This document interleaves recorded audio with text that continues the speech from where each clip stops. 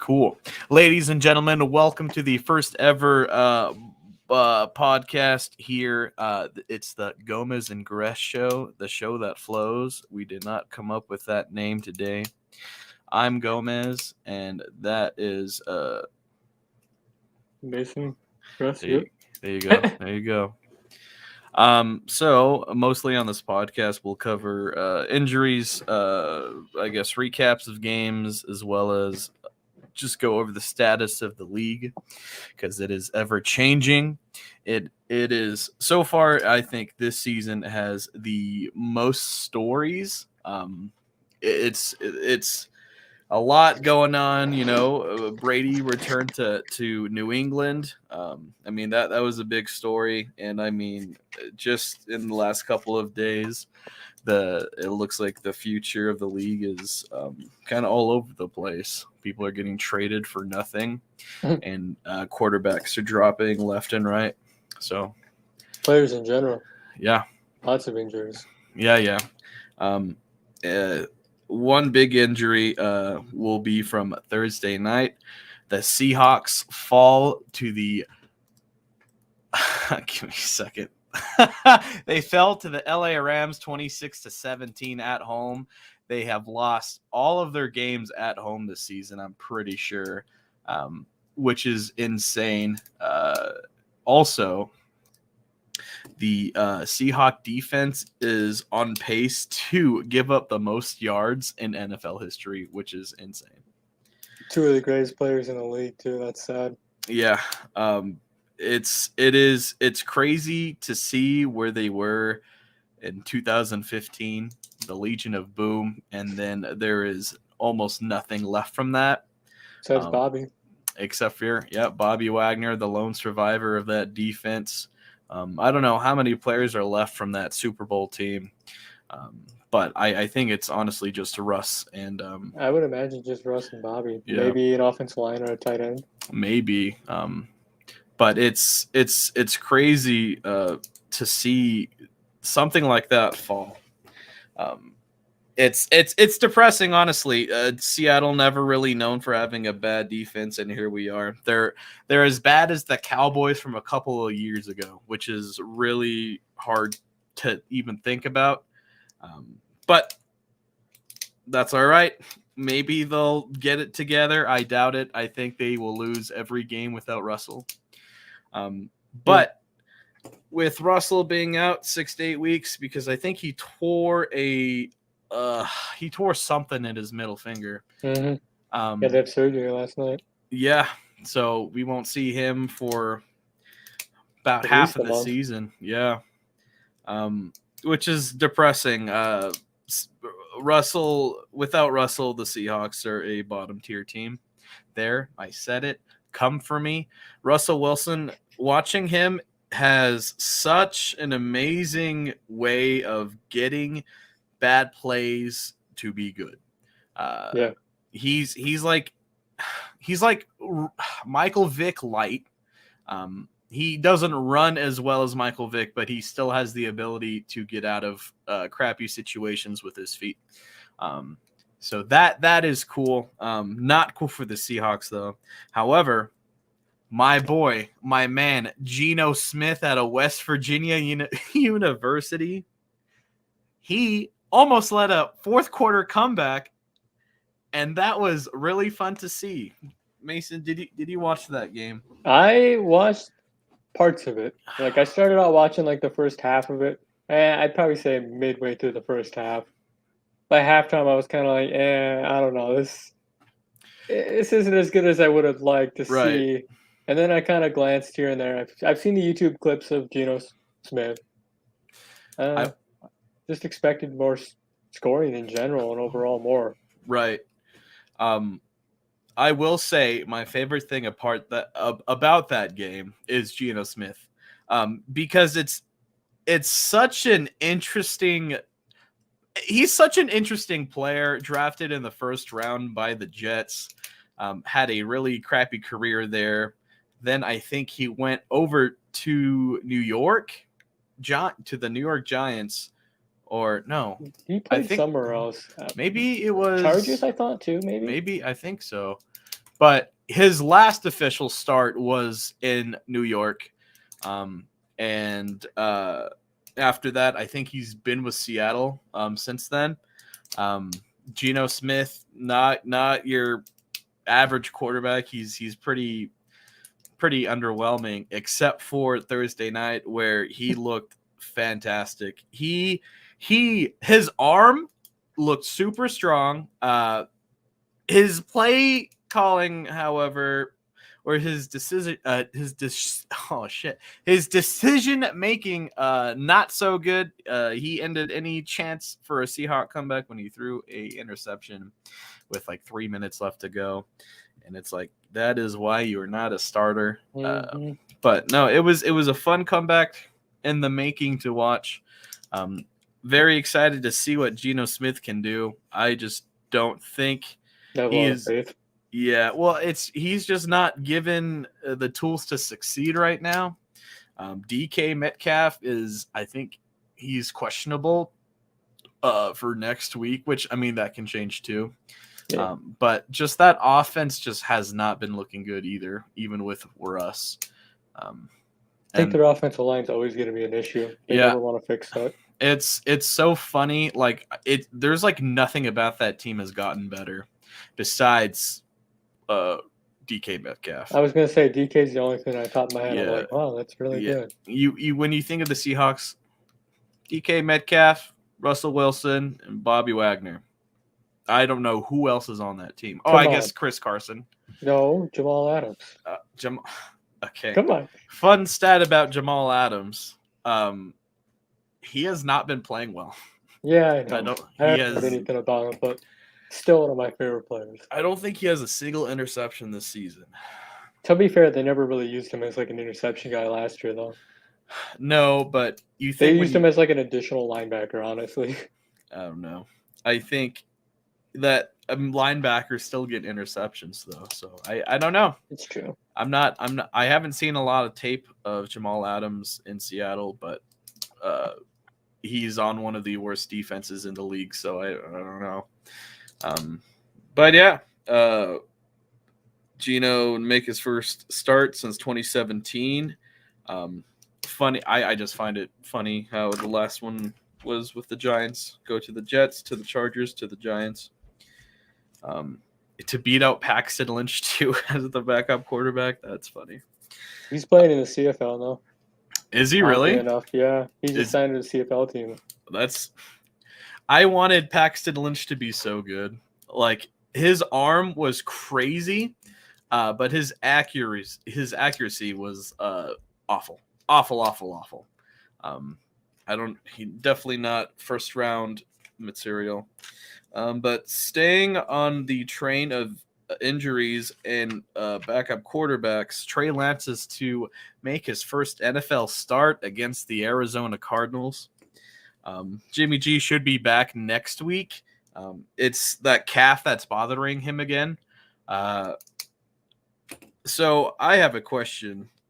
If Trey Lance wins this game without George Kittle too, because he will be out for 3 weeks, it seems like.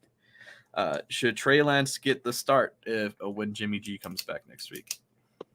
I'd honestly have to argue that injuries like this happen a lot. It tends to happen where that starter loses their job. I mean, you look at Andy Dalton this year. Yeah. I would imagine that Trey Lance will get the job as long as he wins and he looks decent. That'd be an interesting thing to see. Just you think about that starter that's been around forever. He gets hurt on a bad play, and then this rookie comes out of nowhere and then wins the job just because you're out for a week. That wasn't even your fault. So seeing something like that, if he beats the Cardinals, okay, yeah, maybe he gets a start. I think honestly it would have to depend on how well he does in practice. But I honestly don't know how significant practice is in the NFL when it comes to veteran quarterbacks and then rookie quarterbacks. Yeah. So I feel like experience wins every time. But it would be interesting to see Trey Lance. It seems like he might be the best quarterback in this class, but he has only like had one. Was it one drive in the regular season so far? I think he's had a couple, but Uh, minimal effort. It's just, put him in here or there, let him get a little. Like, I know that rushing touchdown I seen, and I thought he had another driver too, but it's nothing where it's like you can actually say he's had opportunities to show he's a starter. It's just little bits and pieces.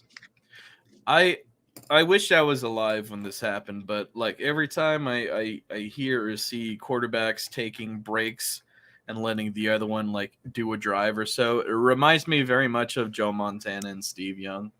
And it kind of seems like the same thing is going on in I don't. It's not even San Francisco. It's Santa I Clara. was gonna say technically Santa Clara. But I like seeing that because it's so interesting. You don't really see that anymore. And Trey Lance coming from what FCS school, North Dakota State, right? Yeah, Same same as same Carson place Wentz. as Carson. Yep.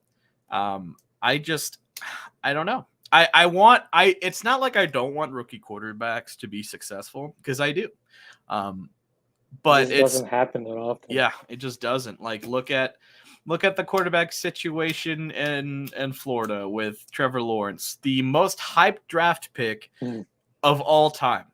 However, it's not totally his fault, but the percentage of passes that he's thrown that were uncatchable, I think earlier this season was, I think 30 to 35%, which as a quarterback is awful. But with a first year head coach with Urban Meyer, which that guy, No, I was gonna say yeah, his coach is a little bit of a sideshow in yeah. himself. But it'll be interesting to see these quarterbacks develop. Um, Unfortunately, Jacksonville is a place where quarterbacks die and underperform because they just don't have the tools. Hey, there's been some good quarterbacks in Jacksonville. Yeah, I Blaine mean, Gabbert. David Garrard. Uh, David oh, Garrard I was a do pretty like good Dave. He quarterback in was the Jacksonville. last good quarterback for the Jags, I'd and say that David was Garrard and Mark Brunell were the only two quarterbacks that Jacksonville's ever had. it's crazy. Like And Mark Brunell technically wasn't even them; it was Green Bay developing him. it's imagine if Blake Bortles beats the Patriots in the conference championship game and That he would be wins the something. Super Bowl. That team by itself really good. That was a really That good team team. had a lot of talent. Yeah. Yeah. And it's like I hate seeing the Jaguars be bad too. I want every team in this league to be competitive. It's not fun if you watch a game on Sunday and that team just is not playing good. That's why it's like the Jets. The Jets, they have flashes of being good, but then like almost every other Sunday they just suck. They're underperforming. Then they also have another first year coach. I really like that duo, though, the coach and the quarterback. I think they're going to be good. I agree. I think it's just in a market. It's funny how both New York teams are playing like crap as well. I think out of that situation, I think Zach Wilson will be better than Daniel Jones. I think Daniel Jones gets re-signed. I think he stays with New York because it's really not him playing bad. Sure, he fumbles the football more than anybody else. But Daniel Jones, I think, will be. I think he will be good with the proper pieces around him. He has Saquon, I guess Tooney, but beside who's that? Who's that other wide receiver in They have Shepard Shepard, and and then Slayton. The big name one. What's his name? Oh, Galladay. Yes, Galladay has been playing awful this year too. So it's really not a lot of it's on Daniel Jones. It's just been bad luck. The defense has been playing pretty poorly as well against teams that they shouldn't be playing poorly against. But anyways, we got sidetracked with that whole thing. But no, it's just interesting. It's really interesting. I mean, you could go through that with almost any team. It's just every team. It's you never know how they're gonna be. they have talent, but it's all about how much talent around them. Right. And the sad part is you pretty much have to win a Super Bowl when a team's on their rookie quarterback or the quarterback's on a rookie deal Right. because after that you don't have money No. unless you're Brady. That's right. Unless if you're Tom Brady.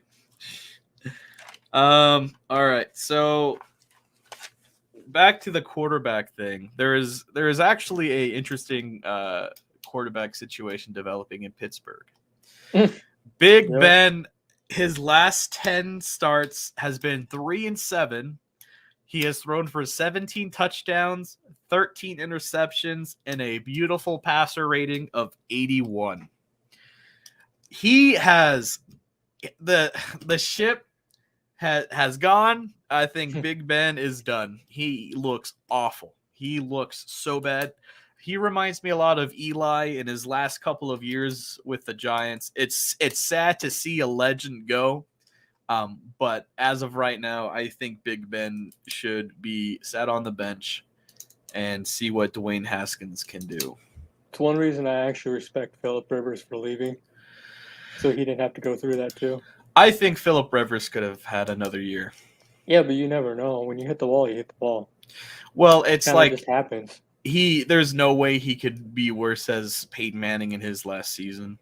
That's true. It really just happens though to almost every quarterback and player in general. It's just I remember watching Peyton and like having high expectations like that. I think it was the 2013 season or the 2012 season, having the best offense of all time, throwing 55 touchdowns, all of that. I'm like, man, he looks so good. And then to see him get benched against the Chiefs for Brock Osweiler, which he did his job for the most part. But it's just sad seeing these quarterbacks regress. I was watching the football life of I think it was the 2008 or 9 Steelers when they won the Super Bowl. And it's just like, man, he could really do everything except for run because he is a tree. No, he could run too, though. No, honestly, no, because he go right through people. I don't know about Ben that. Rumbling is something else. Honestly, like I've seen some clips where he just runs. Seeing quarterbacks like watching Peyton Manning or Tom Brady and Big Ben run, it's like watching the earth spin. It's honestly hilarious. It hurts my brain because how can someone so slow pick up so many yards? Mm-hmm. But I think Dwayne Haskins, I think he deserves the opportunity. Learned a lot after being cut from the Washington football team, I think last year. Yeah. However, Dwayne Haskins, go ahead. Yeah, I'd add to that though, real quick. I think two things. I think the Steelers knew what they were getting in Big Ben.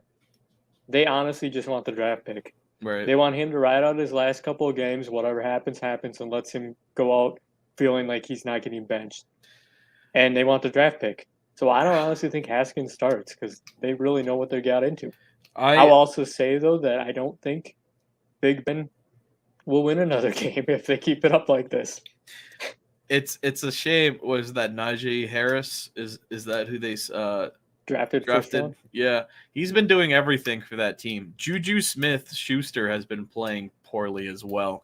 So I mean, you could tie that in with the quarterback play, but whenever he does get the ball, he's not really doing much with it.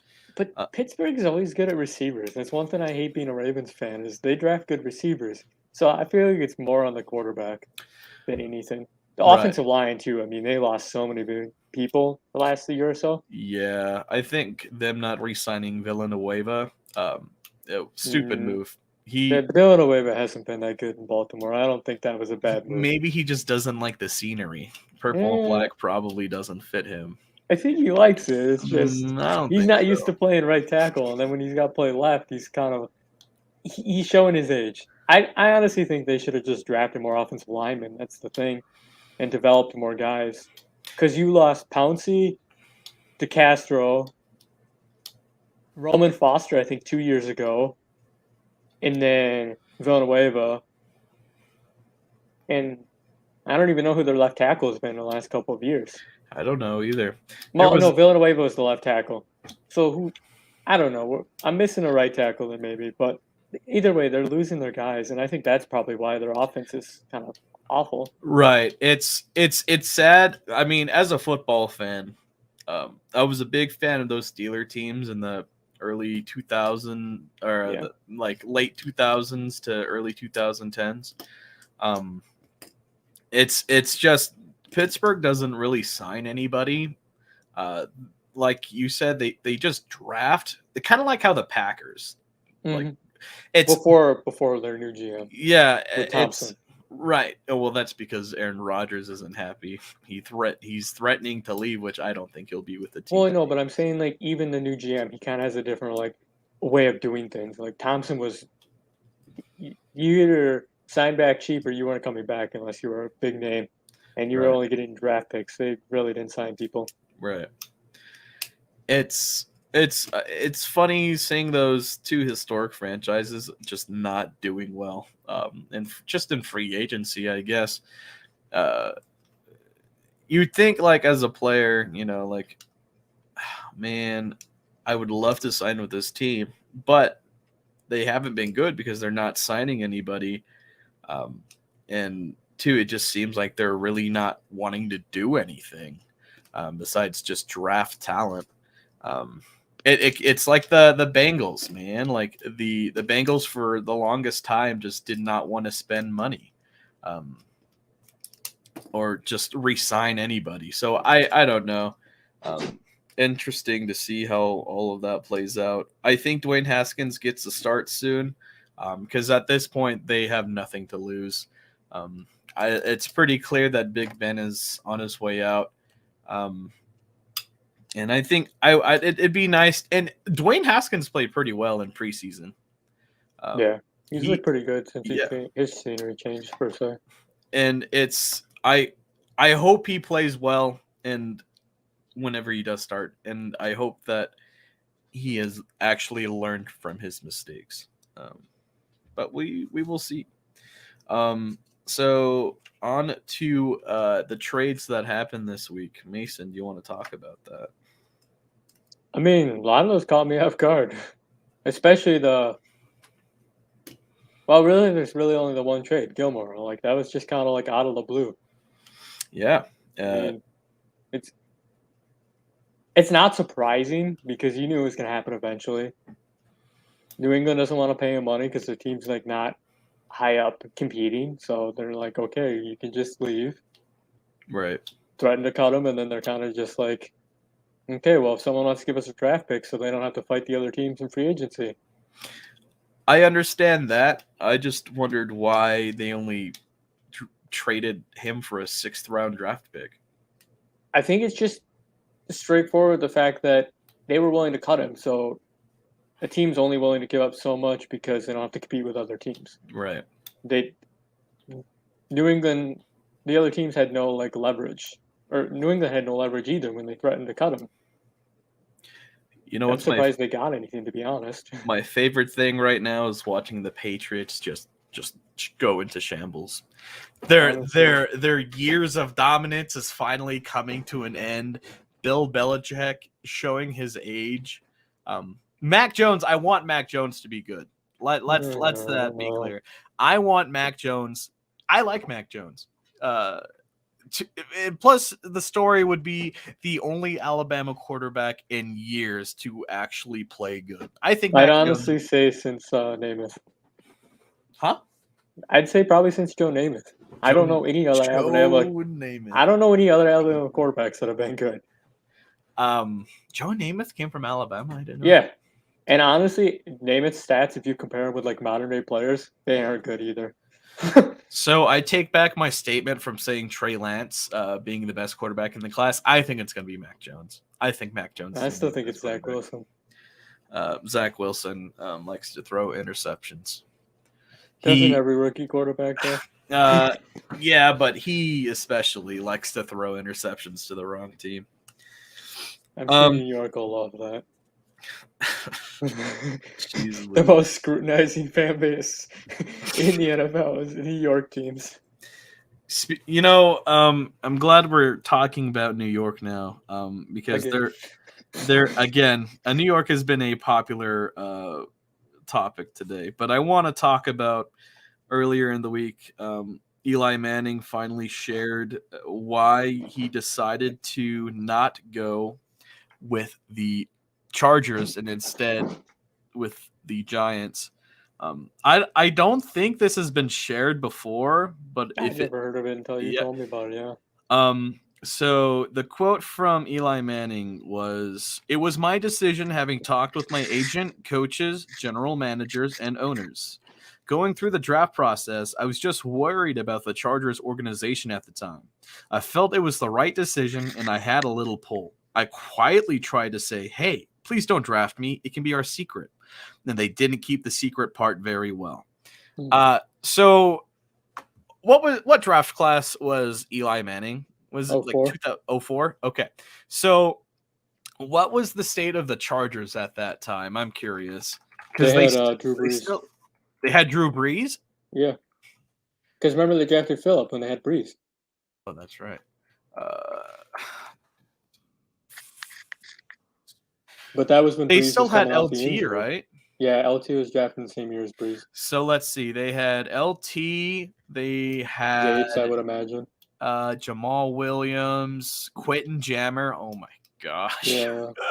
That's Jammer's a the pretty good name. player too. Randall Godfrey. Jeez, who else? Antonio Gates, and Nick Hardwick, I guess. Not a lot of big names. And then you compare it to the Giants in 04. They had who they had. Probably Michael Strahan. Yeah, let's see. They had Kurt Warner, Tiki Barber, Amani Toomer, Jeremy Shockey, Michael Strahan. I think they got Plex a couple years after that too, honestly. I think so, yeah. Because they had him for the Super Bowl. Will Allen, Alexander Brent.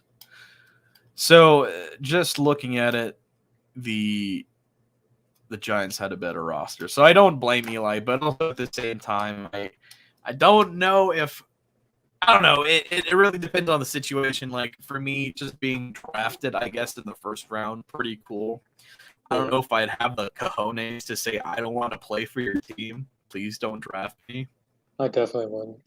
I It's couldn't say that. You know, I feel like getting drafted. Not to criticize Eli, because I like Eli and I yeah. get he had leverage, but I could never tell a team, no, I don't want to play for you. Like it's one of those things that it's an honor to be drafted where you're drafted because the team values you for what you are. Right, and it's like I don't know. It's so that alone is interesting because I think the last time that happened, as far as for quarterbacks, was Elway, probably. Elway, yeah, and he didn't even the Colts didn't even get a quarterback back. I think they had it was a running back or something like that, and obviously that trade didn't go well for the Colts because they lost out on another Hall of Famer and Super Bowls. But to be fair, they couldn't really do anything about it. He said he was literally going to go play baseball. Yeah, I don't know. John Elway was kind of being petty about it, but at the end of the day, I'm happy he was with the Broncos for no reasons in particular. But yeah, no, I saw that article with Eli and I thought that was very interesting. All right, so what were some of the big signings this week? I'd have to say Jalen Smith's probably the main one. I mean, a lot of people are kind of saying that he's not really the player he really was. The main reason he went to the Packers is because Matt LaFleur used to be with him at Notre Dame. Right. But he's more going to be a rotational piece. They need to pay him like $1 million. So he's going to be probably a reserve rotational piece. I feel like that's kind of getting hyped up more than really it's going to be. Mm-hmm. Honestly, Jalen Smith was my favorite player in that draft. Like, I was a huge fan of him when he came out. So, yeah, I wish him the best. I always liked the guy, but yeah, kind of think his career is winding down. I watched some film about Jalen Smith. A lot of the comments were that he looked scared He was out of position a lot of the time, and he just did not overall look good. I've also heard that the sideline speed isn't what it was at one point too. Yeah, he just, it looks like he's still scared about getting because what was it, an ACL or well, how do you get hurt? In college? Didn't he get hurt last year? I honestly don't remember. I literally do not remember that part. Huh. Well, it looks like he's just nursing an injury or something, or he's. I'd imagine he'd have to be semi-hurt if he's hearing and whatnot. I don't know. I hope Jalen Smith plays well in Green Bay. They really need the help.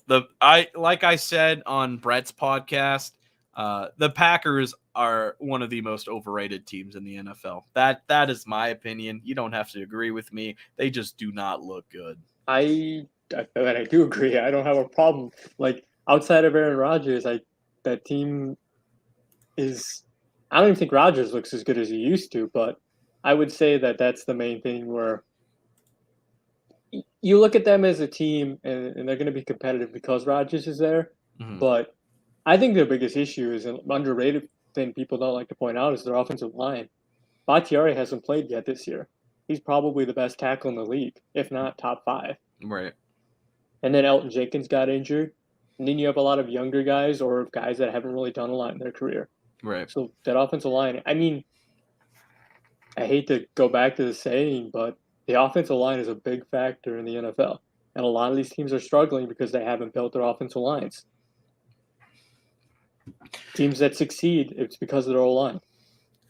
Can you get upset at fans of the Packers for Aaron Rodgers wanting to leave? Because it very obviously seems like they don't care for the health of Aaron Rodgers or how successful he can be. Living in Wisconsin, recently. I've heard a lot of people that think Rodgers is trying to find a way out still. He's throwing games, people think.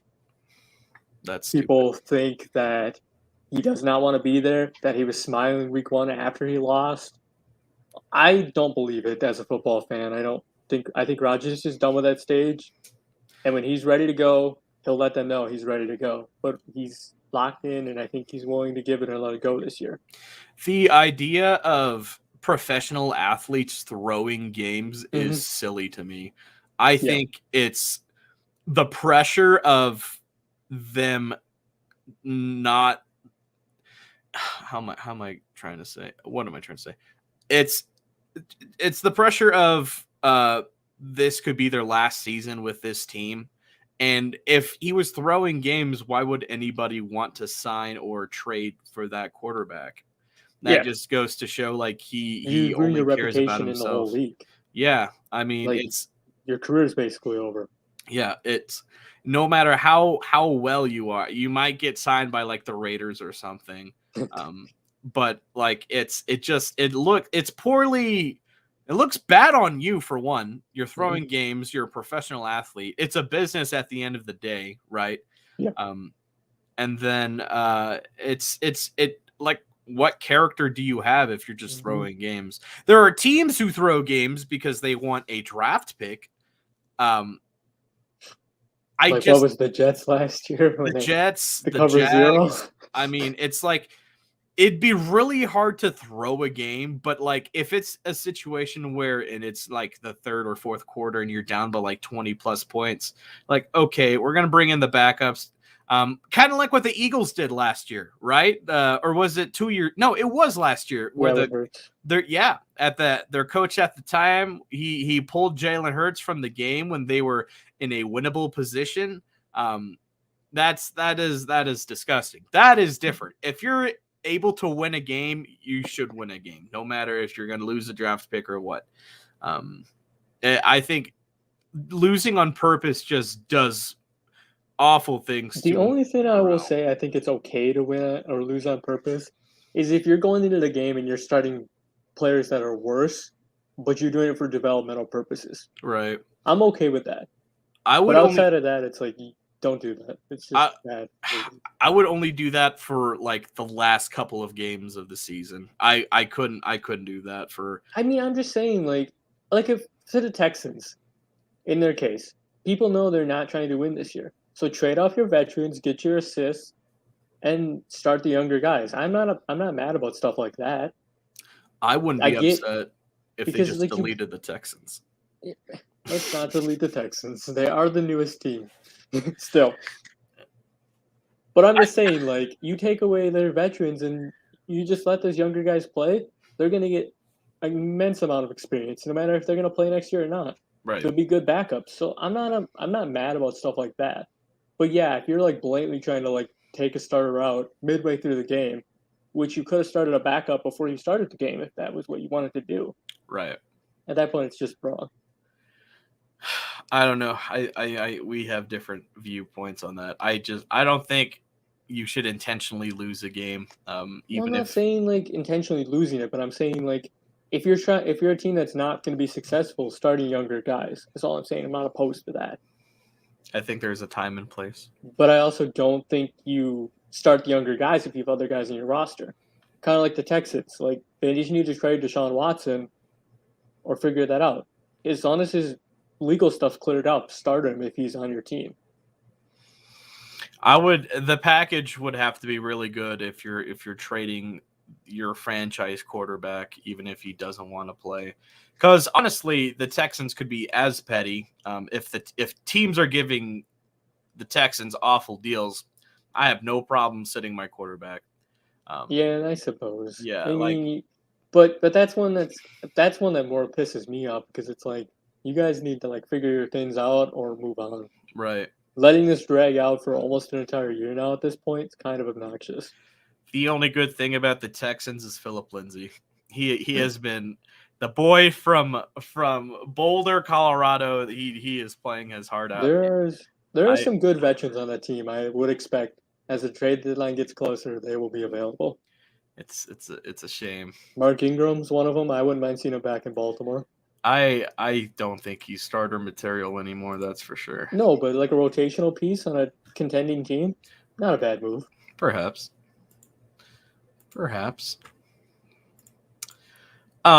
Okay, so we covered, I think, all of that. So now I think we can go over injury reports for the upcoming games on Sunday and Monday. So Thursday night, Rams beat the Seahawks. And now the first game tomorrow in London, the New York Jets play the Atlanta Falcons, both 1-3. Big names as far I gotta as put out a joke for you, Gomez, on that one quick. Okay. Just because I remembered it just now.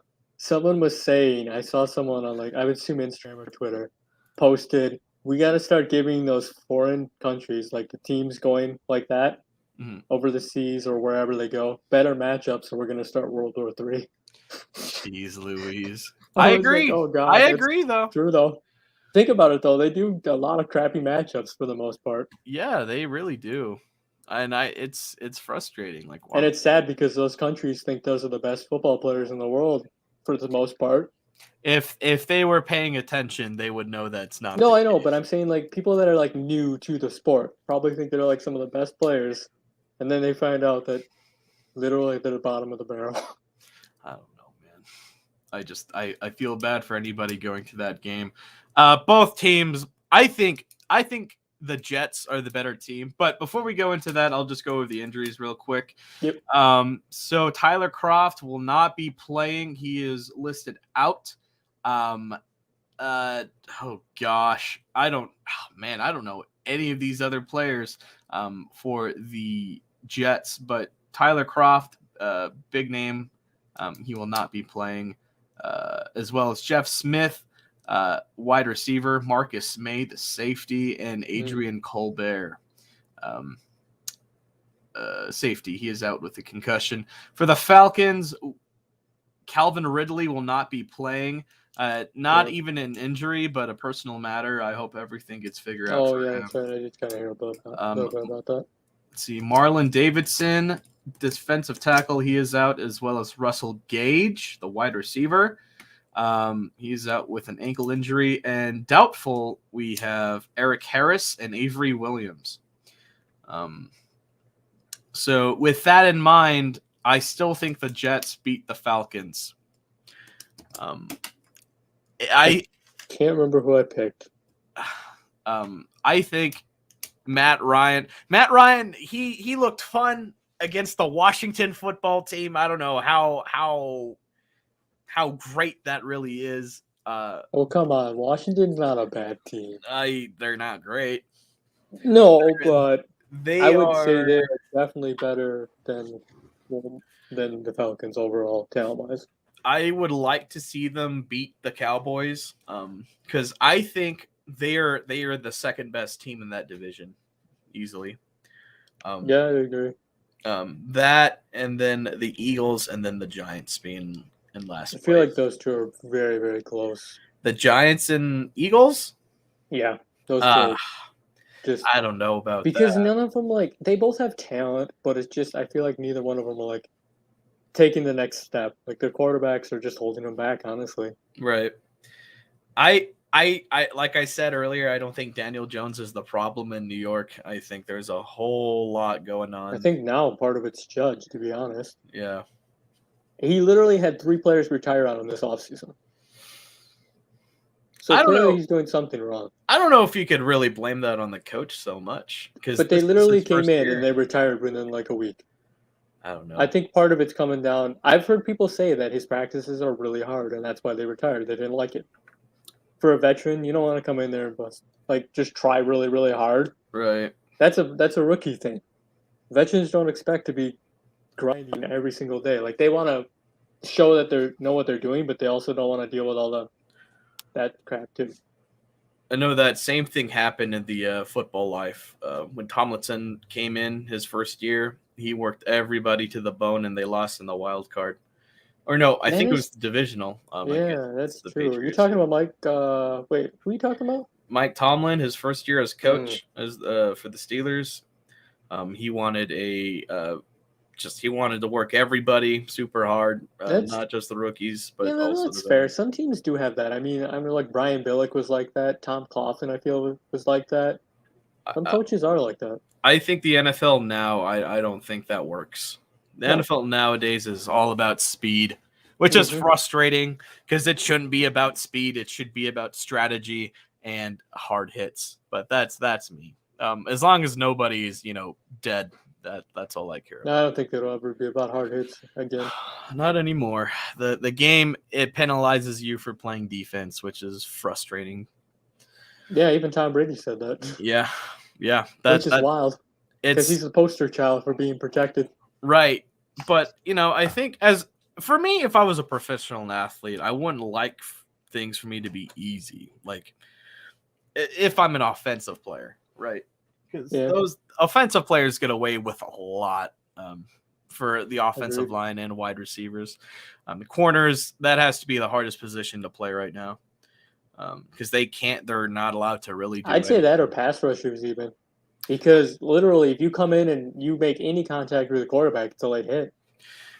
I've roughing the passer. I mean, I don't know. That's still pretty difficult, but I think corners. well, no, I agree with you. I'm just saying, I think next in line is then pass rushers because they're so penalized. Corners. Anyone that's got to cover the other person on the other side. DBs in general, because you can't do anything, otherwise it's a penalty. Right. I don't know. That does make sense. Okay. Next game we have the 3-1 Packers playing against the Cincinnati Bengals, who are also 3-1. So not a lot going on as far as injuries. Josh Myers, Jair Alexander, both out. Jair, like we said earlier, he is on the IR. I think he'll be missing 3 weeks.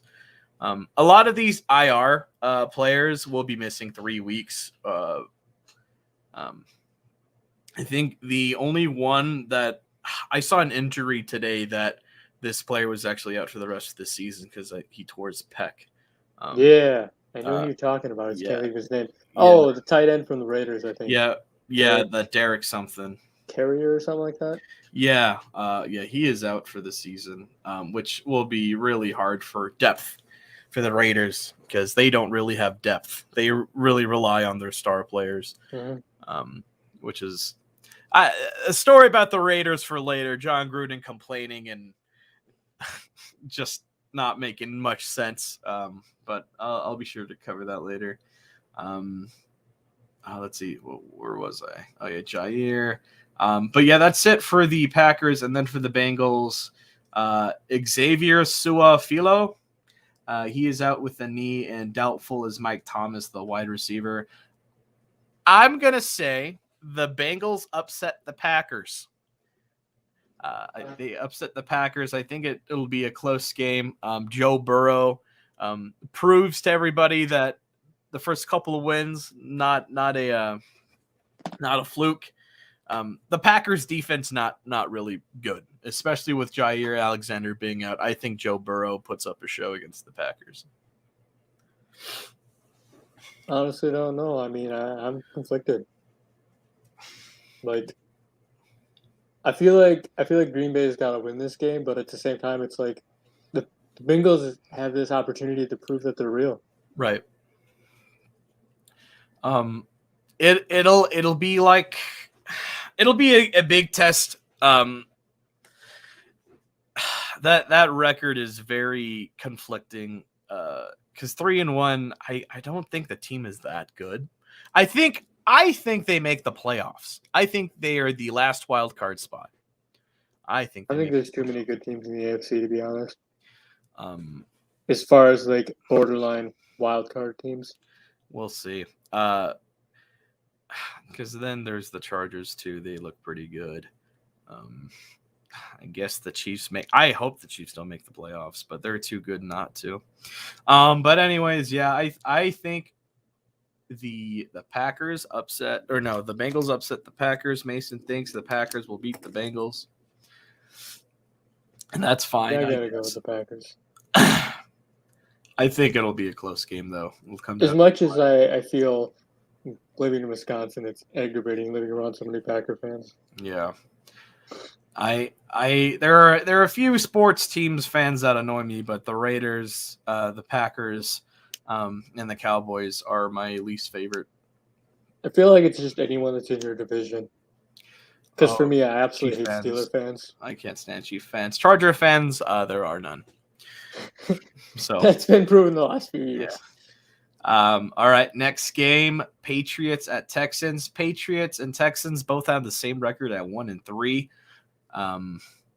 Sean Wade for the Patriots, he will not be playing. He has a concussion, as well as Shaq Mason, abdomen out, and Trent Brown out with a calf injury. And then for the Texans, Rex Burkhead. Fun. That's a fun story too. Rex Burkhead playing against us. Actually, he won't be playing. He is out. And Deshaun Watson, he is still out. Personal matter. I think that the Patriots beat the Texans at home. I don't really think there is any way around it. For once, the Patriots have a better roster. I'd also say, too, another point with your injuries. Well, injuries, but the two starters for the Texans are on the COVID list, too. Their left tackle and left guard. Oh, shoot, really? Yeah, Isaiah Wynn and Mike, I can't think of his name. It's Owinu. Mm-hmm. They're both on COVID, so they don't have a lot of offensive line. Yeah. David Andrews is their only regular starter. I miss the days of Matt Schaub and that Texan team with Andre Johnson and Arian Foster. Yeah, that was a good team. I miss Owen Daniels? Owen Daniels, too. I liked him better in orange and blue. I liked him better in Baltimore, so... Just on the Ravens. It's. I think at this point the Texans don't have an excuse for being bad. They're not as old as the Panthers, but they've had. Oh man, I don't know. They've had so many opportunities to be really good, and they just washed it away. So I I don't know. It's frustrating. I like the Texans. Cool colors, cool logo. They are just poorly managed, and it is a shame. I think a lot of it too, and kind of a side tangent, but I think a lot of it comes when teams are good, but there's other teams that are better, and it's just Right. kind of unfortunate. Right. Like the Texans when they had that team, I mean, they were a good team because on defense, you still had like I want to say Brian Cushing was there at that time. That was Cream Jackson in his younger days. Mm-hmm. Like they had a pretty good defense overall. Yeah. Mario Williams, Mario one of my Williams, favorite players ever too. Like that defense was pretty good. It was a fun team to watch. and then Honestly, up until like last year, the Texans were one of the teams I always wanted to watch every Sunday. yeah. Up until last year, and then I was like, really, it was when Tyrann Mathieu left too. After that, I was like, okay, I'm kind of done with this team. Right. That's when Man. they went downhill, really. JJ, Tyrann. Obviously the Watson fiasco. Yeah. DeAndre Hopkins. Imagine if Andre Johnson,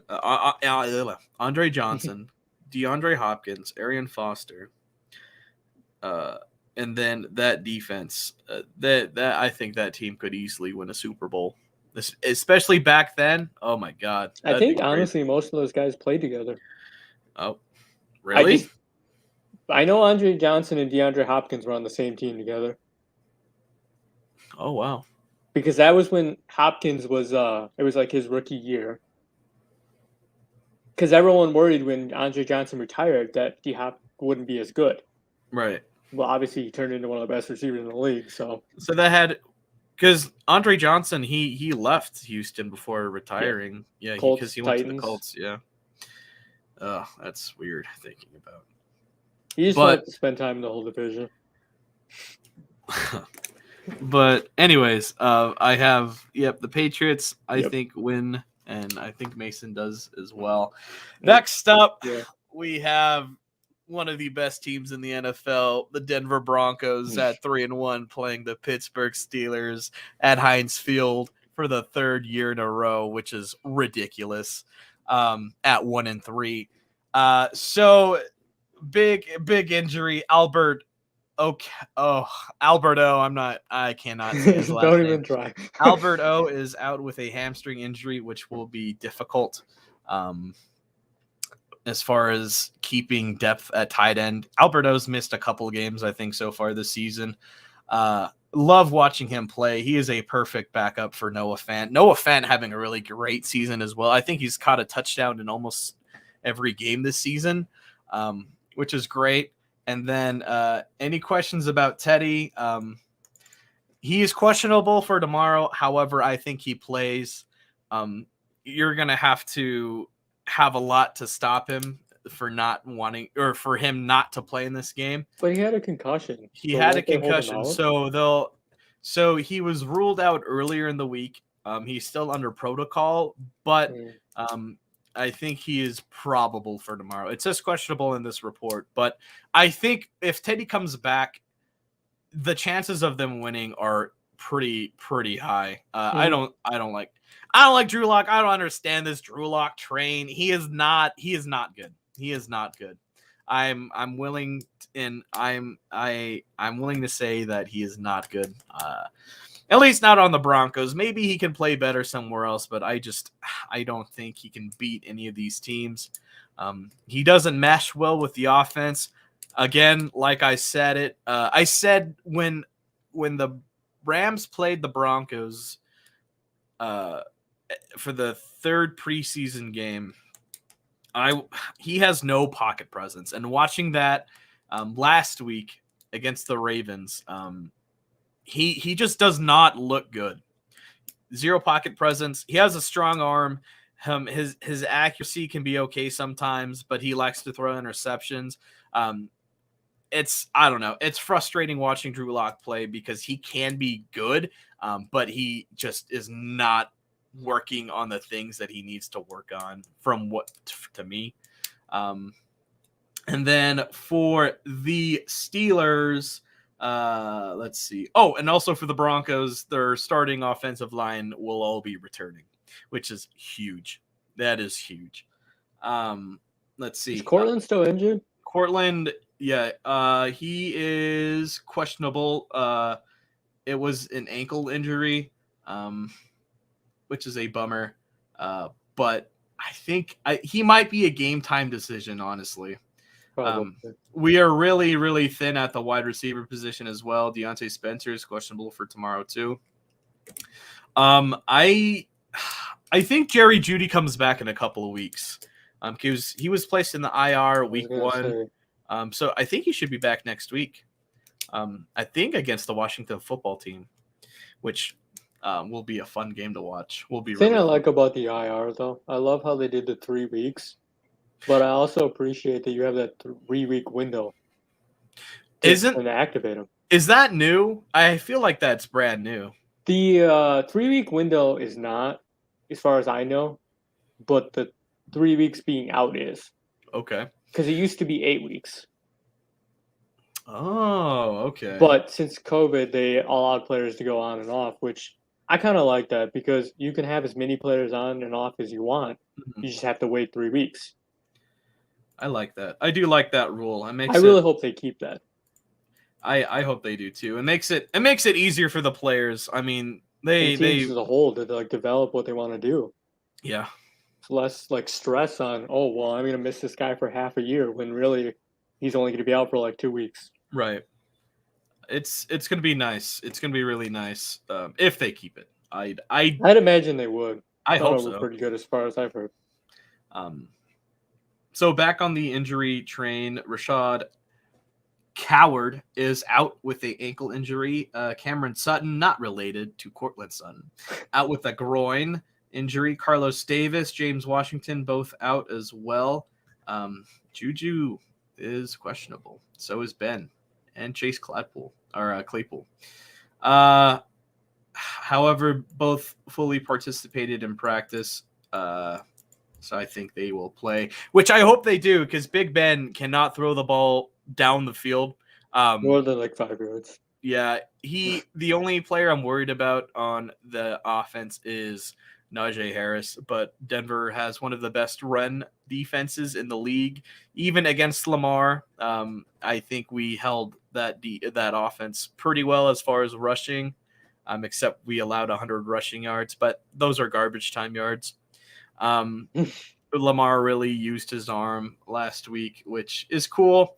I don't hate Lamar. I don't know. He still has a lot to prove for me, even though he won MVP. I just want to see what he does in the postseason. That's what everyone wants to say, and I respect that. We'll see. But back to the Broncos-Steelers game. Not being biased, I think the Broncos have a better roster here. I think they win at Heinz Field. I don't think there's really much. I don't think there's much debate. Like Pittsburgh's.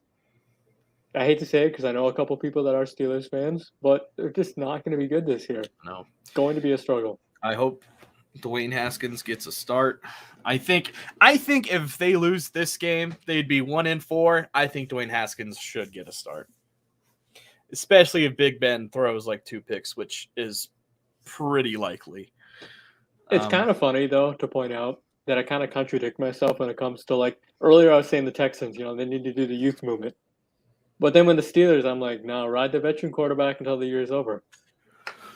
But every team's different. That's just how they do stuff. It's funny. I love the NFL. I don't care if you're watching or you don't watch because you don't like people kneeling, which is stupid. Shame on you.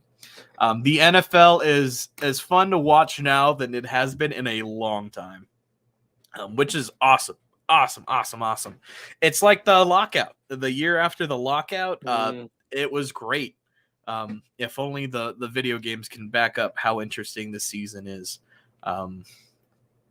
But anyways, on to the next game. We have the Titans and Jags. Julio Jones still not playing in this game. Aaron Brewer, Jayon Brown. I'm sorry. Tommy Hudson.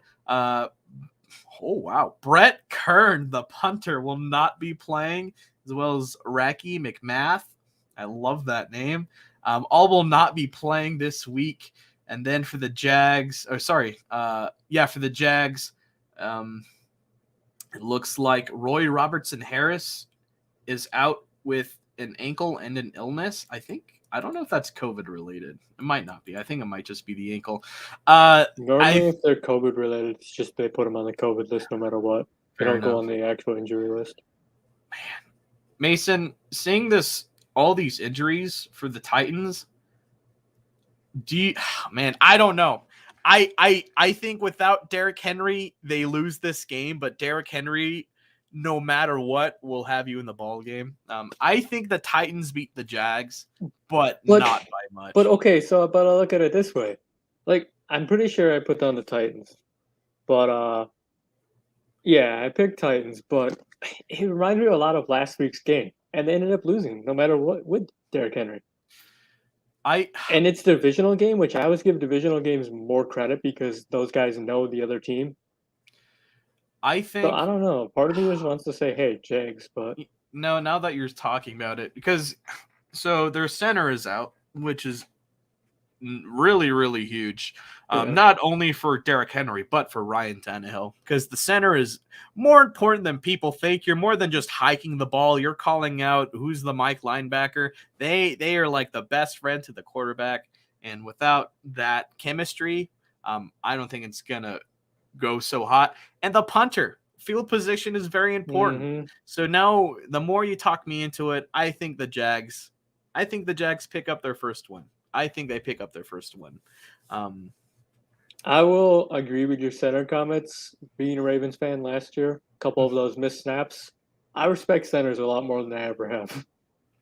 Because that's painful to watch when they screw up snaps. Yeah. It's like, okay, this should be so basic. Just give the quarterback the ball. Nope, over his head. And there's a lot to offensive line play. There's a lot of I respect it. Calling plays out. Offensive linemen are pretty smart.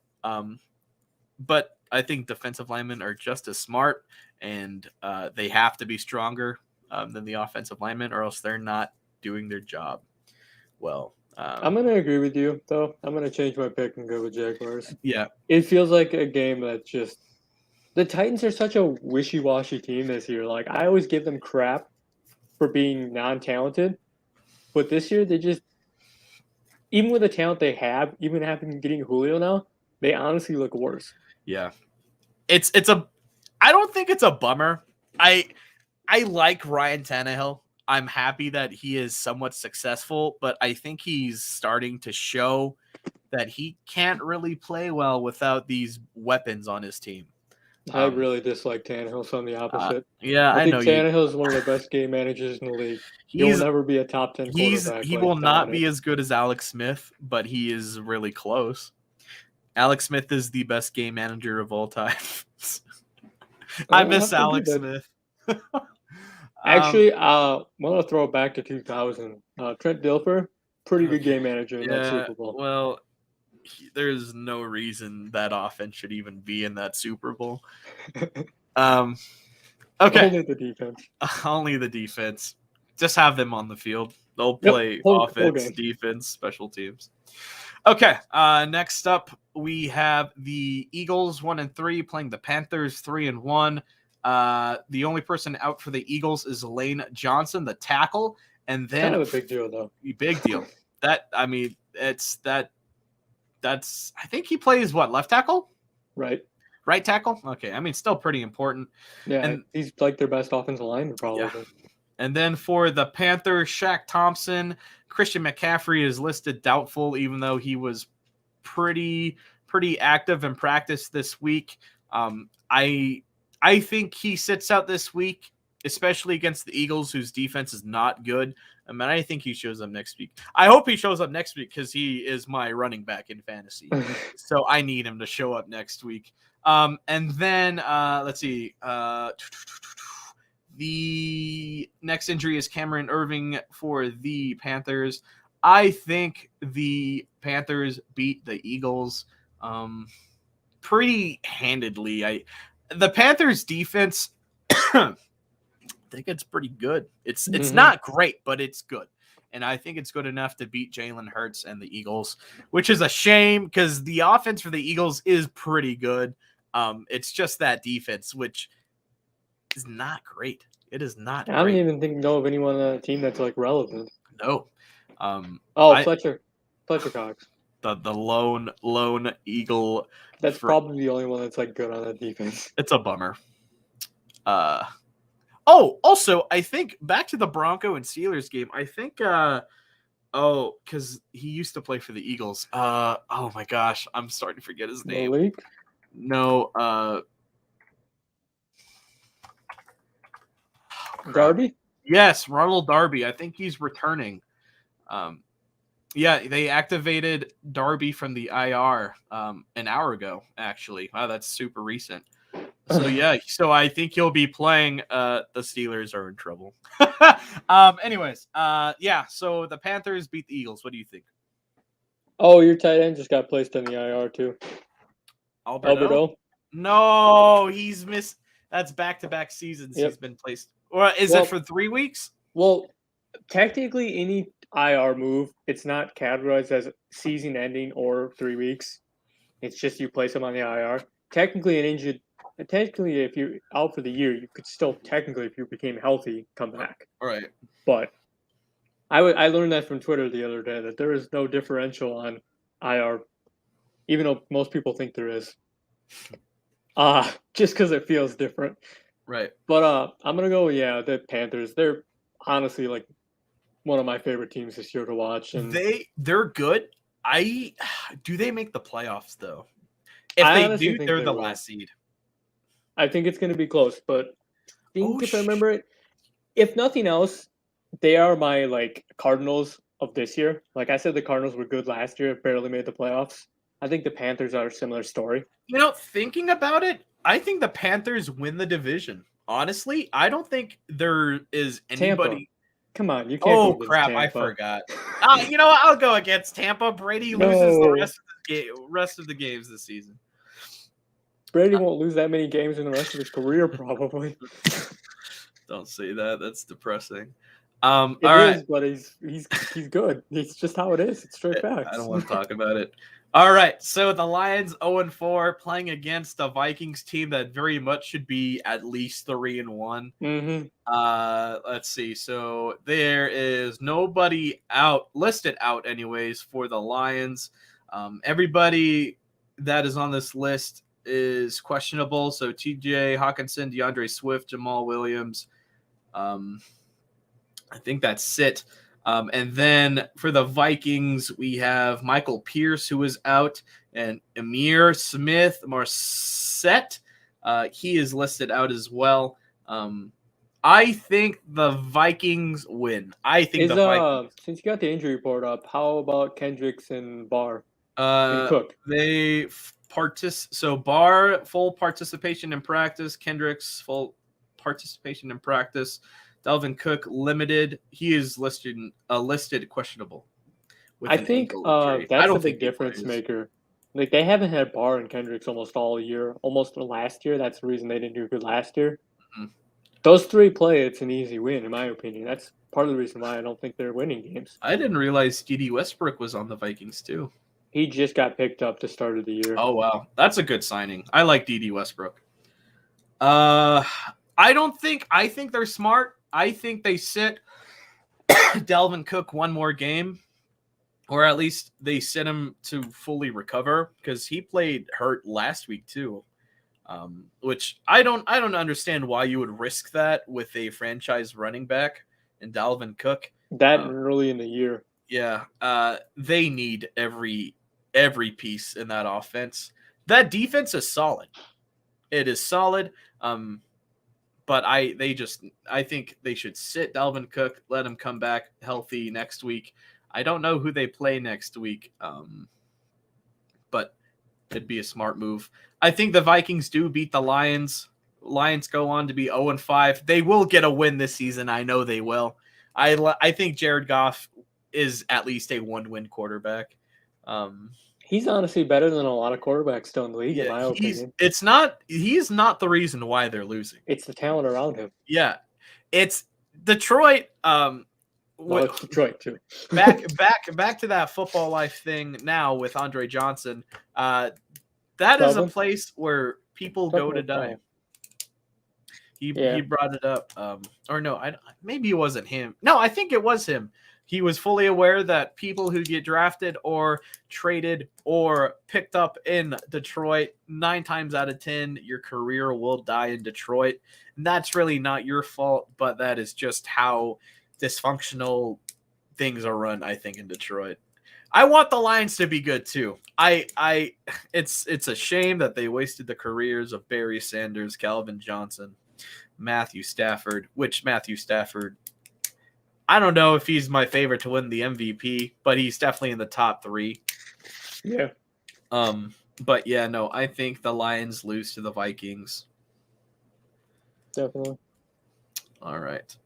So next game, Buccaneers will host the Dolphins. Some big injuries. I was gonna say Tua's probably not back yet. Tua, yeah, I don't see him on this report, so I assume that he's still out. Even if he was able to play, I would sit him against the Buccaneers. So Antonio Brown. Oh shoot! Actually, I'm skipping names. Limited participation in practice. Questionable is Devontae Parker. I think he starts. Rob Gronkowski is out. Antoine Winfield Jr. is still out as well with a concussion. Buccaneers win this game pretty easily, I think. Mm-hmm. It would be kind of funny if the Dolphins won. You know, that being said, the Dolphins always put up a fight against I almost said the Patriots, but this is the Buccaneers, so I don't know. I think in general, the Dolphins are one of those teams that, especially in the last few years, have kind of had those like crazy finishes. Right. And so I'm going to pick the Bucs, but I mean, I'd love to see Brady get a little bit of an upset. Yeah, I want to see the Bucs lose again. It's fun.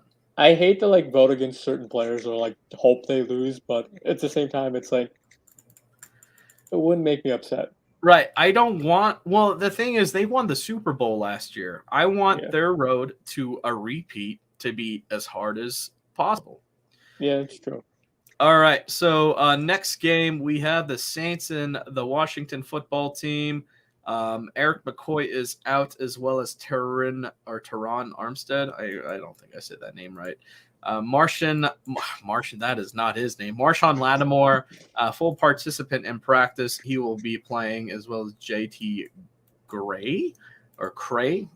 He participated as well. The Washington football team, a little different. Out is Brandon Sheriff, as well as Cam Sims, and oh my gosh, Diami Brown.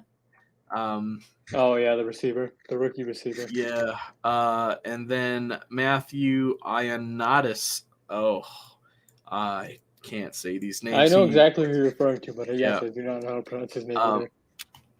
Curtis Samuel also limited in practice, but I think he will play. I think the Washington football team beats the Saints. I'm not confident in the Saints. And it's not even Jameis Winston's fault. It's just that whole team. It looks sketchy. I definitely agree. It just doesn't feel complete like it used to. And I like Tyler Heineke. I like him.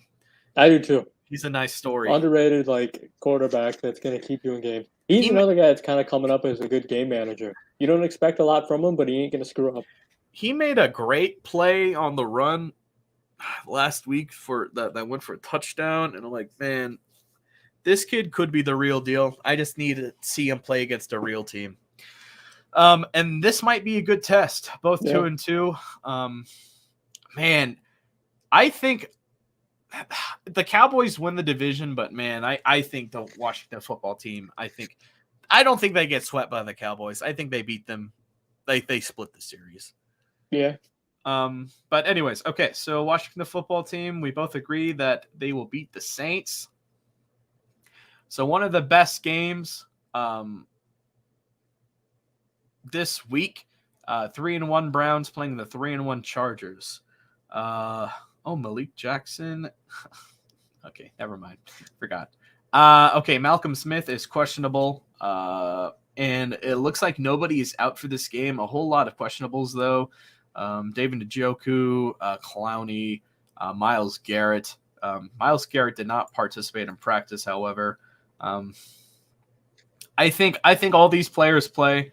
OBJ, he is a full participant in practice.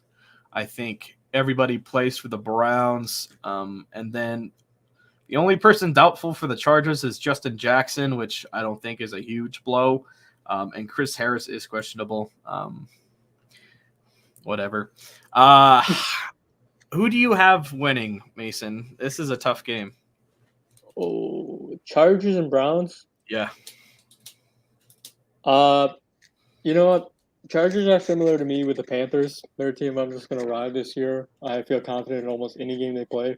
Herbert's great quarterback. Honestly, this may be a little AFC North bias, but I really don't think highly of Baker Mayfield. Okay. I just think he is an average quarterback, and if they didn't have the run game around him, he would not be very good at all. I was listening to a podcast about Baker Mayfield, and they said that him in the pocket, if he gets touched, he goes down. But when he makes his way out of the pocket, he can either throw an interception, make a play with his legs, or throw a bomb down the field. So he is really interesting when he's out of the pocket. I like Baker Mayfield. A lot of people don't like his personality. I like him. On paper, the Browns have a better roster. I like him as a personality. I just don't think he's a talented player. I think he has shown signs. It's just he turns the ball over in key situations a lot. But yeah, I think the Browns beat the Chargers. You think the Chargers beat the Browns? The Chargers are going to be a really good team this year, I believe. They've done pretty good so far. We'll see.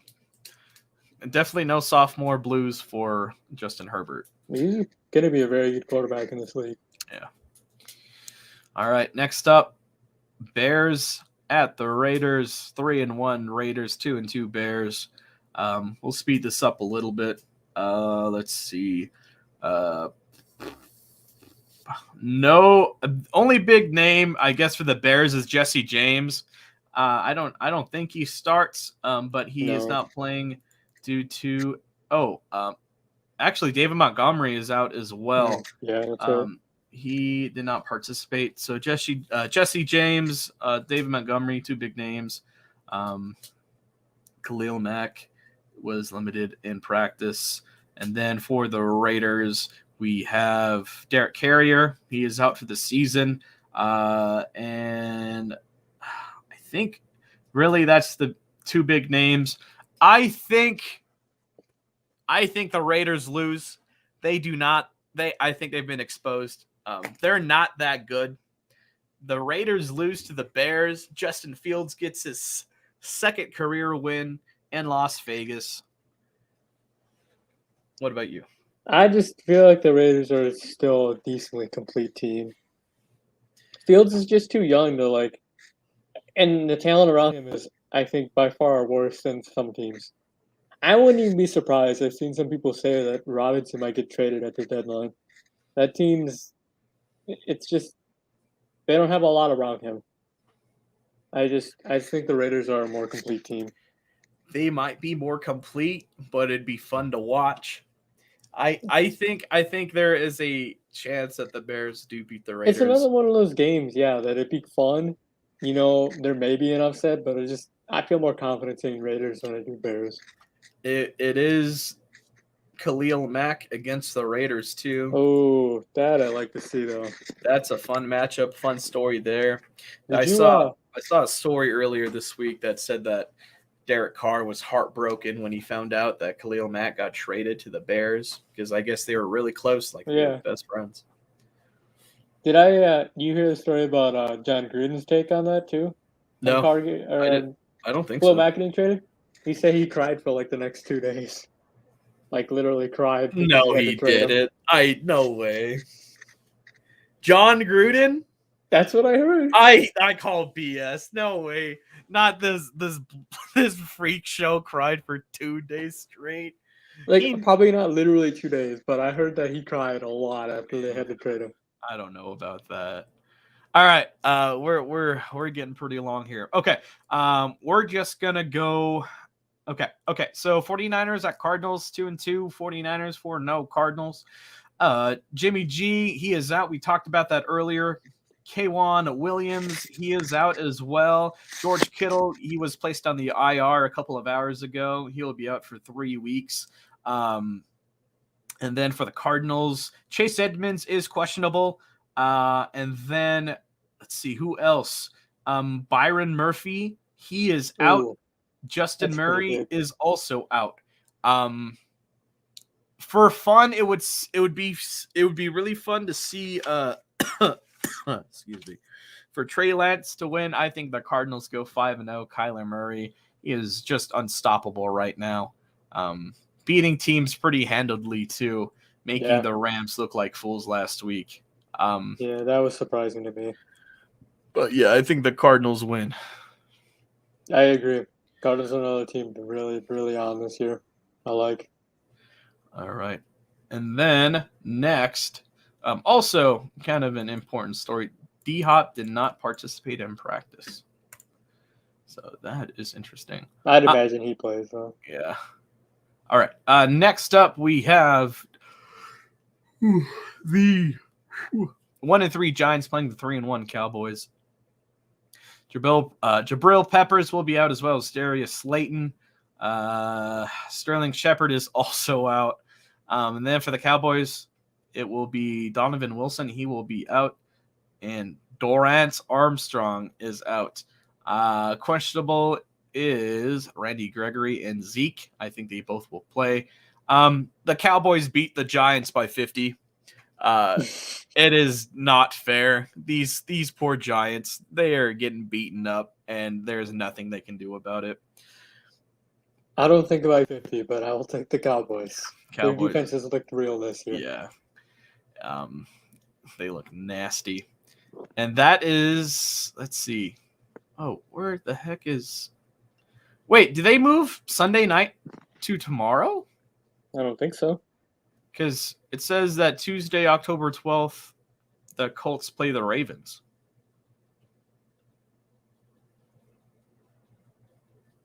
Did that get moved? I guess maybe it's a glitch in the thing for this. Okay, never mind. Ignore that. So Sunday night, the primetime matchup, we have the rematch of the conference championship. 3-1 Bills play the 2-2 Chiefs. I think, and there's really nobody out for this game, so it's going to be normal rosters. The Bills beat the Chiefs at it's not even Arrowhead anymore. I don't know what it's called now. The Bills. It's not Arrowhead anymore. Yeah. I honestly didn't know that. Yeah. The Bills beat the Chiefs. The Chiefs defense has been pretty sus all season. And Josh Allen not looking great either. But he did have a great game last week. Do you want to guess the rank for the Chiefs defense? 30th. Definitely bottom. I was going to say. They are 30th. I was going to say I would have said 25 or under. However, the Chiefs are 2.5-point favorites.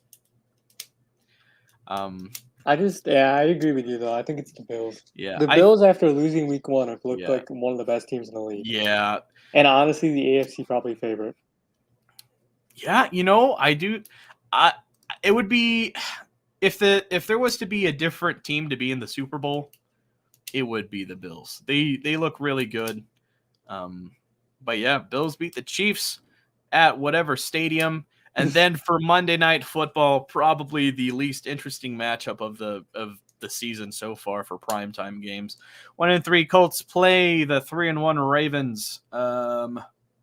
So let's see. As far as injuries, Braden Smith, he is out. Kwity Paye, he is out. Jordan Wilkins out. Rock Ya-Sin, I love that name. He is out. And then a bunch of people not participating for the Ravens, but I'm sure that's just a safety thing. They have 3 guys that were rest days. I know that. And let's see. I The think only the one that won't Ravens. play is going to be Stanley, Stanley, yeah. unfortunately. Villanueva, he did not participate either. Maybe he was just using like a veteran day or something. He's injured, but he's never missed a start in his career. A lot of people saying he'll still probably play. Okay. I do think the Ravens beat the Colts. They go 4-1. The Colts just do not look good. Carson Wentz. Did he play last week? Yes, I think so. Let's see. Yes, he played last week. He beat the Dolphins. So funny thing about the Colts, since week 1, all of their games they've lost by 1 possession, and they lost to a really bad Seahawk defense. So I don't know, but he's only thrown for 1 pick this season. I don't know. I think it'll be closer than what people initially think it is. However, I think the Ravens are just too fast. And just too good on offense to lose to the Colts. The Colts defensively not looking great either. I don't even know how has Leonard been this year.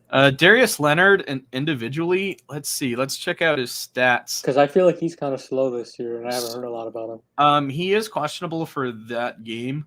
But Darius, he has 12, 17. Was it 20? He has 20 tackles altogether. What is this stat? PDEF. Pass deflection.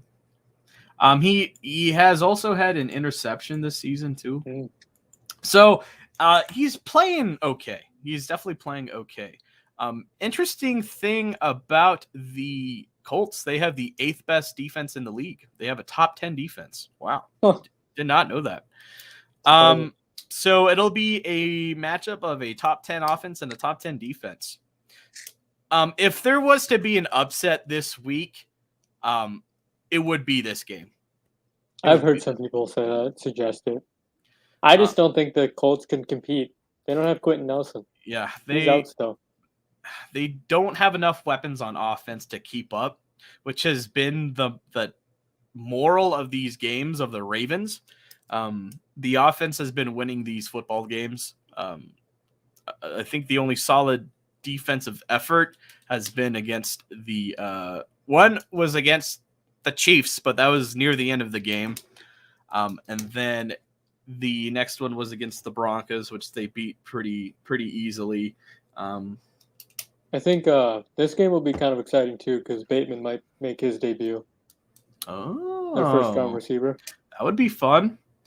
So yeah, the game to watch definitely this week would be. Oh gosh, I don't know. What's the best game of the week? Do you think? I'd probably have to go with that Cardinals game. The Cardinals game? Okay. Cardinals and 49ers, is that right? Cardinals and 49ers. Yep. I feel like that's going to be a pretty competitive game. Another one would be Saints and Washington. Yeah. And let's see, and the Browns and Chargers. Those are the 3 best games this season or this week anyways to watch. Do we have any closing comments from you, Mason? I mean, I'm excited for this podcast idea here we got going. It's going to be a good little thing. It'll be fun. It'll only get better. First episode, hour and a half. Really not that bad. We'll find ways to condense it, make it more. Well, that and as you go, you'll learn we'll learn things that we can work on. Yeah. The only other thing I'll add is, do you want to point out like your award prediction since it's kind of our first show? Who you think each spot? Yep. Honestly, I wouldn't mind doing something. Let's see. Yeah, we could do that real quick. What are the? I just think because that's kind of still earlier in the year and it's our first show. Point out who we feel. Yeah, we could do that. Even though some of them I feel like I've already kind of changed my mind. So let's see. I think MVP. I still think it will be Matthew Stafford. But as the season goes on, it might go to Kyler Murray. I think Kyler's showing to be a dark horse, but I still say Stafford's my initial pick, and I really don't want to go against it. Um, and then for my offensive rookie of the year, I think it will go to Mac Jones. I think he will be. I think he'll lead the Patriots to like 8-9 or something like that. But he will. I think he's going to be the best quarterback in this class for sure. For me, I'm really kind of on the Najee Harris. That's Okay. the only thing the Well, Steelers that's a have good going one for too. them. I Like like he's that gonna pick. look good because that's all the Steelers have. And quarterbacks don't normally look that good. You'd have to look really good, or you're just average and no one really picks up on it. That's true. If I was to change my pick, it would be that. And then defensive rookie of the year, Micah Parsons for sure. I want it to be. I really want it to be PS2, Patrick Surtain the second, but Micah Parsons is playing out of his mind. He has more interceptions than oh gosh crap. I think he has more interceptions in his career than Jamal Harris or Jamal Adams right now. At Yep. 4 or 5, or no, that's Trayvon Diggs. Sorry, I was thinking about Trayvon Diggs. But yeah, no, Micah Parsons playing really great as a rookie, looking fantastic. Yeah, I think Micah Parsons wins Defensive Rookie of the Year. Initially, I didn't pick that. If I were to change mine, I would definitely go with that. But to stick with what I had to start the year, I don't really want to go against too many of those. Is uh, Jermaine Davis, the linebacker from Washington. I just feel like once he gets up to speed, he'll look a lot better. Mm-hmm. That D line is just so talented that it makes a linebacker's job a lot easier. Right. Even their backups could be starters on other teams for the D line.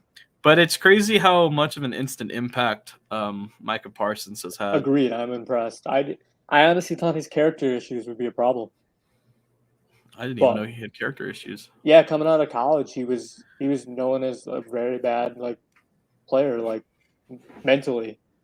He said a lot of stuff he wasn't supposed to, and just he got in trouble. Mm-hmm. And I thought his character concerns would drop him down, and he would not be very good. But I'm impressed that he's overcome that. All right. And then comeback player of the year, Mason, who do you have? I honestly think it's Dak. I really don't think it's any competition. He has to just put up average numbers, and people will love it. Who did I say? I'm Vaughn, I forgetting. think Yeah, Von Miller, dude. he's Looking done good. I'm really impressed too, good. though. It's going to be down to them. The award people, they appreciate offensive players more. Yep. Which That's is why I just think Dak just puts up the averagest stats ever, and people will be like, "Yep." It's yeah. just so much easier for him. Ron's He got to literally like go on a whole nother level in order to win it. It's yeah, kind of unfair, but it's just how it is. yeah. It's a shame. I'm sure Dak will win it, but I think Vaughn deserves it more. Yeah. Let's see. Coach of the year. I don't even know where to begin. You go first. I kind of took the almost easy route in this one. I think it's just going to be a team that's going to be competitively putting up wins. I think the Rams would be one of the better teams in the league, so I picked McVay. But that's such a hard one because it comes down to wins. It really just matters who's better as far as wins. So it's hard to predict that because you don't know how people are going to be at the end of the year. I don't know. Let's see. For me, I will tell you who's not winning Coach of the Year. No. Urban Meyer? Yeah, poor Urban Meyer. Oh. I'll tell you what. That first-year head coach for the Chargers is playing pretty good. He's doing really good things. What's his name? Brandon Staley, I Staley. believe. Yeah. Yeah. He's playing really, really well. Winning games on the road. He did. The only loss this season was at home to a good Cowboys team. So I mean, he is doing great. He is doing really, really good.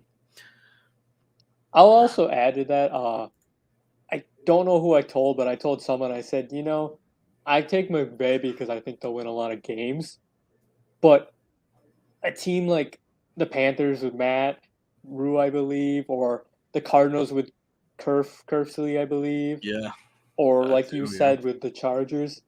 a team that's not expected to do good, that wins at least a decent amount of games, makes the playoffs, very much in the question that they could win it too. It basically just comes down to how good are you and how good were you expected to be. Right. All right.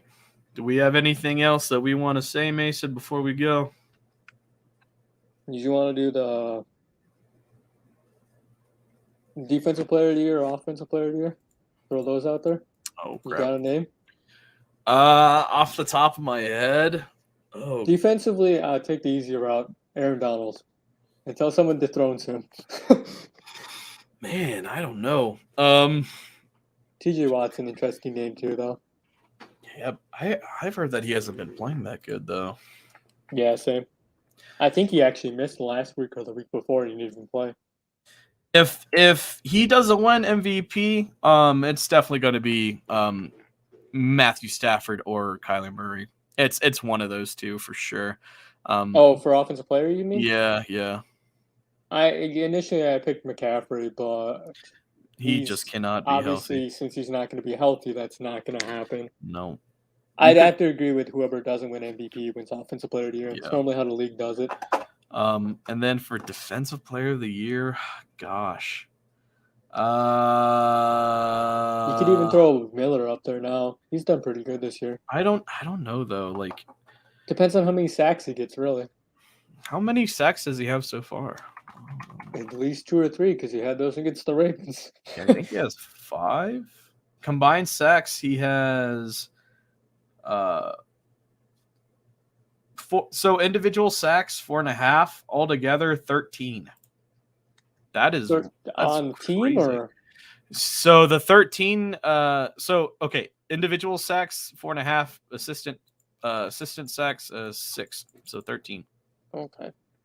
Damn.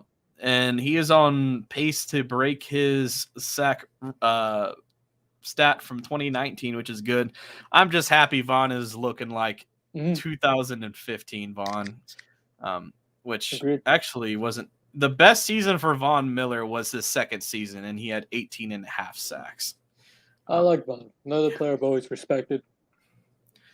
I love me some Von Miller. Easily the best player on the Broncos. Actually, I don't know. I take that back. Anyways, all right, we should wrap it up. We're close to an hour and 40. Thank you everybody for wanting to stay and watch as long as you did. We will be back. In a couple of days, probably Tuesday. I'll have to check my schedule. But yeah, on the next episode, we will cover the games from Sunday and Monday. Whatever happened, then have a preview for Thursday's game, and whatever else interesting happens in this trades, yep. Whatever, fun like that. Yeah, whatever is going on in the league. But yeah, thank you guys for watching. We will catch you in the next one. Yeah.